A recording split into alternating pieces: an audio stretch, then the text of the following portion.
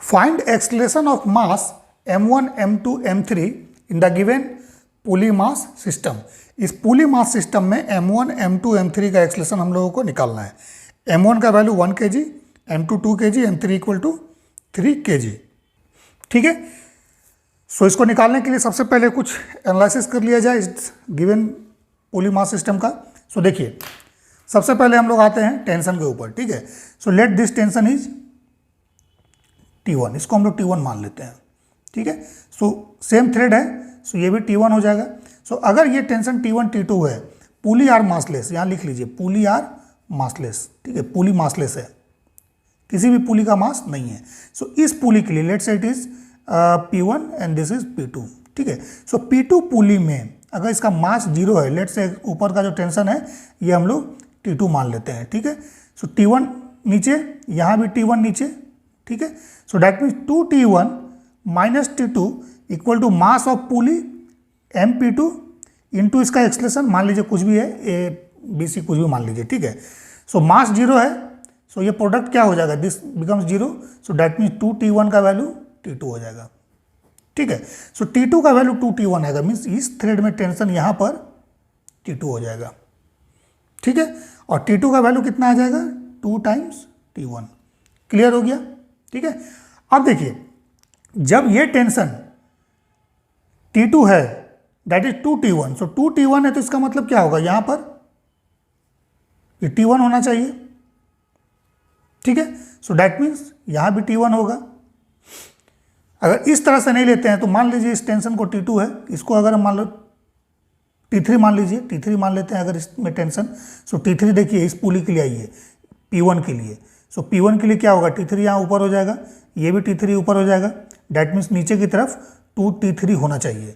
सो इस पुली में tension 2T1 है और यहाँ पर आ रहा है, सॉरी इस थ्रेड में टेंशन 2T1 है और यहाँ पर इस थ्रेड में टेंशन 2T3 आ रहा है। डैट मीन्स दोनों सेम होगा। So 2T3 equal to 2T1, that means T1 का वैल्यू T3 होगा। ठीक है, सो ये जो हम लोग T3 माने हैं ये T1 होगा। सो थ्रू आउट इसमें भी T1, ठीक है, और इसमें भी T1 टेंशन। ठीक है, सो इसको सीधा सीधा T भी मान सकते हैं, कोई इशू नहीं है। ठीक है, सो सभी को हटा दीजिए तो एनालिसिस हो गया। सो अभी हम लोग सभी में टेंशन T मान लेते हैं, क्योंकि टेंशन थ्रू आउट जो है एनालिसिस करने के बाद ये T आ रहा है। सो इसमें T मान लीजिए। ठीक है, let's say it is T, यहाँ भी T मानिए। ठीक है, इसको भी T मानिए। ठीक है, सो टेंशन हम लोगों ने T मान लिया, काम खत्म। ठीक है, अब देखिए, अब आते हैं हम लोग एक्सलेशन का ऊपर। ठीक है, सो इसका एक्सलेशन, इस मास का एक्सलेशन अगर राइट हम लोग राइट की तरफ है ना A मान लें, इसका एक्सलेशन हम लोग A मान लें। ठीक है, सो ये थ्रेड क्या होगा, अगर ये X इधर जाएगा राइट साइड में, सो ये थ्रेड भी नीचे जाएगा X, लेकिन ये थ्रेड जब X नीचे जाएगा सो ये इस पुली के दोनों साइड डिस्ट्रीब्यूट हो जाएगा, दोनों साइड डिस्ट्रीब्यूट हो जाएगा। ठीक है, सो मीन्स ये पुली क्या होगा, x/2 नीचे आएगा। सो ये मास अगर x राइट जाएगा सो ये पुली क्या होगा, x/2 नीचे आएगा, क्योंकि देखिए पुली के दोनों साइड में थ्रेड का डिस्ट्रीब्यूशन इस तरह से हो जाएगा। सो डैट x/2 इधर, x/2 इधर, टोटल मिलके x होगा और यही x ये आगे आएगा। ठीक है ना। ठीक है, सो अगर इसका एक्सलेशन A है सो इस पुली P1 का एक्सलेशन नीचे की तरफ क्या हो जाएगा, A/2 हो जाएगा। हाफ x है तो x/2, डिफ्रेंशिएट कीजिएगा तो इसका A होगा, तो इसका A/2 होगा। अब ये पुली डायरेक्टली कनेक्टेड है इस पुली के साथ ना, सो ये पुली जितना नीचे आएगा उतना ही ये पुली भी डाउनवर्ड आएगा। सो डैट मीन्स इस पुली का भी जो एक्सलेशन होगा ये नीचे की तरफ क्या हो जाएगा, A/2 होगा।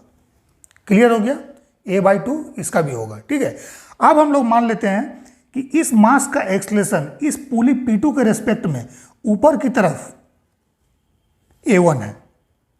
ठीक है, सो ये मास क्या होगा, ये अगर ऊपर जाएगा तो इस पुली में ये मास नीचे आएगा, सो इसका मान लेते हैं नीचे A1। मानना क्या है, ये तो नीचे होगा ही, ये अगर ऊपर होगा तो ये नीचे होगा A1।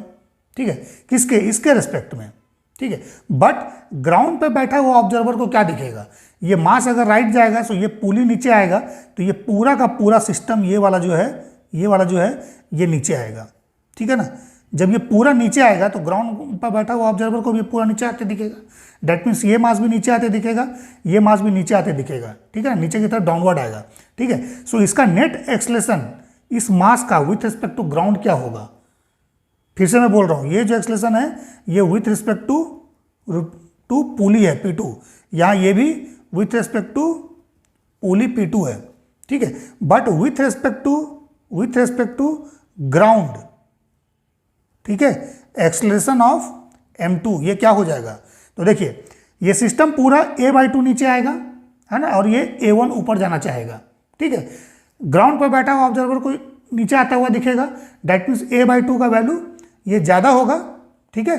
सो एक्सेलरेशन हो जाएगा a/2 नीचे की तरफ और माइनस a1 ऊपर की तरफ, ये हो जाएगा, ठीक है। नीचे वाला डायरेक्शन पॉजिटिव, ऊपर वाला डायरेक्शन निगेटिव, ठीक है। सिंपल करने के लिए इसको याद रखिए, ठीक है, ठीक है। सो ये हो गया। अब देखिए with respect to ground acceleration of m3 ये क्या हो जाएगा, सो a1 नीचे आ रहा है और पुली भी नीचे आ रहा है a/2, सो ये a/2 प्लस a1 हो जाएगा, ठीक है।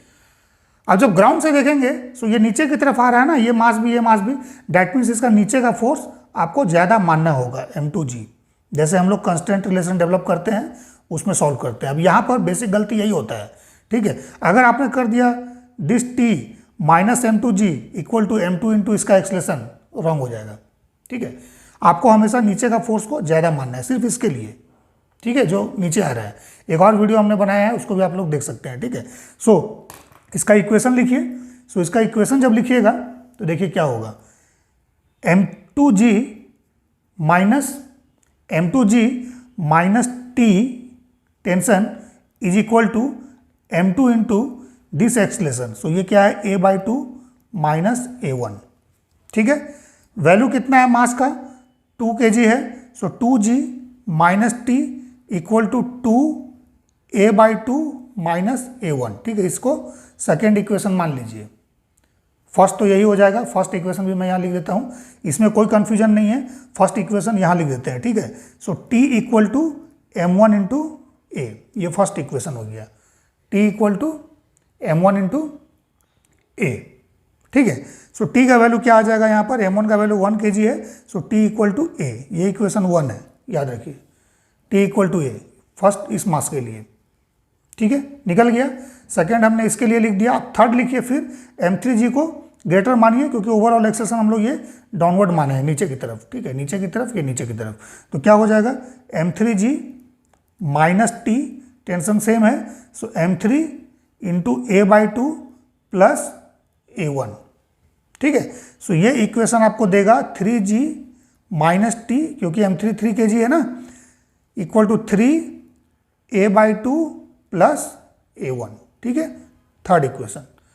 अब अननोन कितना है, एक आपके पास टेंशन है, ठीक है, दूसरा a है और तीसरा a1 है, इससे ज़्यादा कुछ नहीं है, और इक्वेशन कितना है, 3 है। सो 3 अननोन 3 इक्वेशन सफिशियंट है। जितना आपका अननोन होगा उतना इक्वेशन बनना चाहिए, अगर नहीं बनेगा तो बनाइए क्योंकि सॉल्व नहीं होगा इक्वेशन, ठीक है। सो जितना अननोन है उतना इक्वेशन हमारा बन गया, ये सॉल्व हो जाएगा। सो इसको सॉल्व कीजिएगा, ठीक है, जैसे यहाँ से t उठाइए, यहाँ a पुट कीजिए, फिर इस t को लीजिए, यहाँ पे पुट कीजिए a, सॉल्व कीजिए, आपका 2 इक्वेशन बनेगा, a और a1 g का टर्म में आपका आ जाएगा, ठीक है। सो सॉल्व जब कीजिएगा तो a1 का वैल्यू आएगा और a का वैल्यू आएगा, ठीक है। सो मैंने सॉल्व किया हुआ है, a1 का वैल्यू मैं लिख देता हूँ, a1 का वैल्यू आपका g/11 आएगा, ठीक है। So that is it is 10/11 a1 का मीटर पर सेकेंड स्क्वायर, ठीक है। a का जब वैल्यू है, a का वैल्यू इसको सॉल्व कीजिएगा, 12/11 g आएगा, that is 120/11 metre per second square. g का वैल्यू हम लोगों ने 10 ले लिया, ठीक है, इस तरह से, ठीक है। But this is the acceleration of, sorry,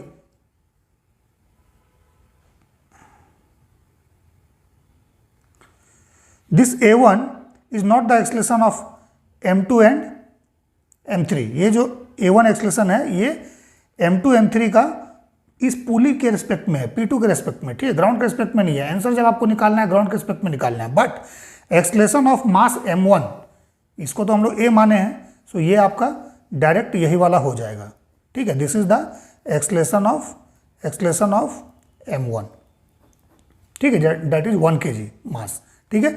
so acceleration of m2 कैसे निकालेंगे, सो नीचे की तरफ माने हैं हम लोग, ये वाला देखिए एक्सलेशन है a by two minus a one, a by two minus a one, ठीक है। So a by two minus a one का वैल्यू जब निकालिएगा ये आ जाएगा 50/11 metre per second square. Downward है ये राइट वर्ड है, ठीक है।